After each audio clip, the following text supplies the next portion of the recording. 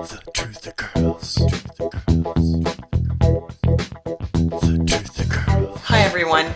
Well, I guess we're having like a showdown now between Occupy Wall Street protesters and the police. New York police evict Occupy Wall Street protesters in late night crackdown. What happened? Well, last night they forced them out of the Zuccotti Park. They tore down their tents. And like I said, it was a bit of a showdown. But most of the protesters just left of their own accord. Some of them tried to stand their ground. However, I noticed in a previous article that this is how it actually started. This is from cryptogon.com. Occupy Wall Street cops have cleared protesters from Zuccotti Park. Occupy Wall Street protesters have been ordered to leave Zuccotti Park, their longtime encampment in Lower Manhattan, but they've been told that they can return once it has been cleaned. So basically they could return after it had been cleaned, but without sleeping bags, tarps, or tents.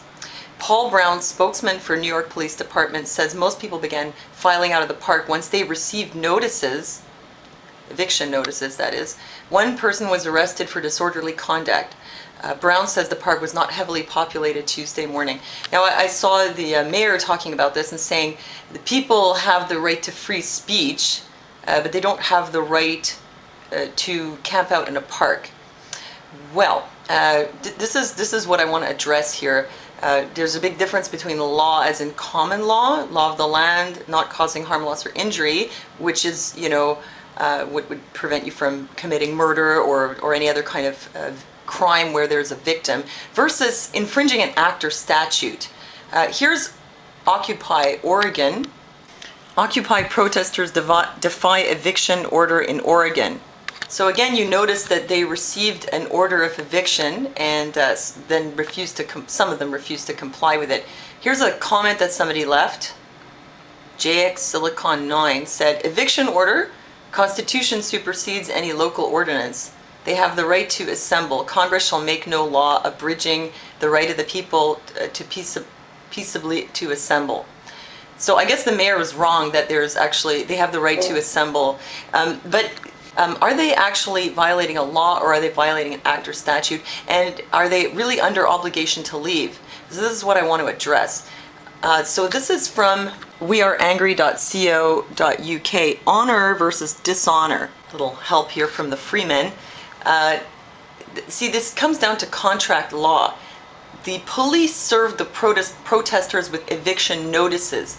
Now, this is actually giving them an offer, making them an offer. This comes down to contract law, which is offer and acceptance. So if you receive a notice, a legal notice of any kind, then you have to address that notice. If you receive the notice and you don't respond, then you've basically tacitly accepted the conditions of the notice, which is, I guess, what the protesters have done without necessarily realizing it. So here are the things that you can do. They say the key to dealing with contracts is to remain in honor. State policy enforcers may try to force or trick you into dishonor to secure a conviction, as in telling you that you're ordered, as in you don't have any kind of choice. There's no negotiating.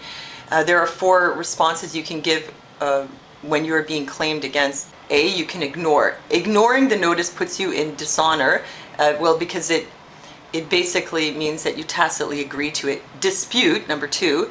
If you dispute, you're raising controversy, which is not seeking remedy, and this places you in dishonor, which would be like replying and saying, I refuse to leave. Acceptance, you could just accept and say, okay, which you're doing, again, tacitly, even if you don't respond. Or conditional acceptance. This is really the only remedy.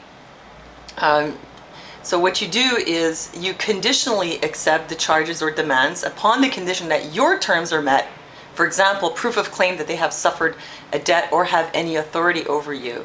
And I'm not going to go too much into that. That's quite, there's quite a lot of information on that. It's quite, complicated, maybe, or maybe not so complicated, but there's quite a lot to be said about that. You could get more information from, say,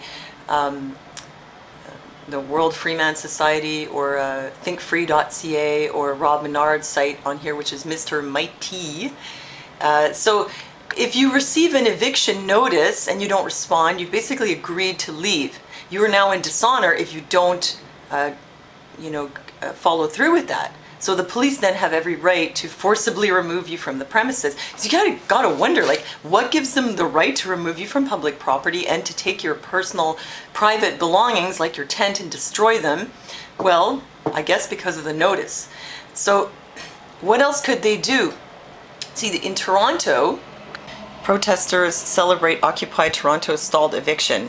See, the Toronto protesters also received a notice, but in the meantime, Judge David Brown has granted a temporary stay of the city's eviction notice, which would have allowed authorities to force occupiers out as of midnight Tuesday. So there's a temporary stay. I don't know, would this give them a little more grace period to actually respond to the notice? But in any case, whatever city you're in, if you receive a notice, if they receive a notice in the park, I think that it's very possible that they could send a notice back to the city saying, we conditionally accept your offer of eviction on condition that you meet whatever these particular demands are that they have, which could be to prove that they've caused harm, loss, or injury, or to prove that they have any authority over them, or it could be something else, like we will remove on condition that you do X, Y, Z. And so then that continues the discussion, and then the city would have to renegotiate. So I'd just like to know, what do you think? If you know anything about, freeman stuff and the law, acts and statutes versus common law, do you think this possibly would be a remedy for the people who are occupying this? Because it seems to me that if you're occupying something, it's supposed to be like you're imposing yourself. If you're occupying with permission, well, it strikes me as kind of strange. You can occupy it on their conditions, or you can occupy with permission. I think if you really want to occupy something, you kind of have to, insist and not, accept the contracts just like that, and maybe insist on negotiations, because isn't that the whole goal here? I think maybe if they really understood the law, maybe they could use it to their advantage. So let me know what you think, and thanks for listening to me, and I'll see you next time. Truth the girls.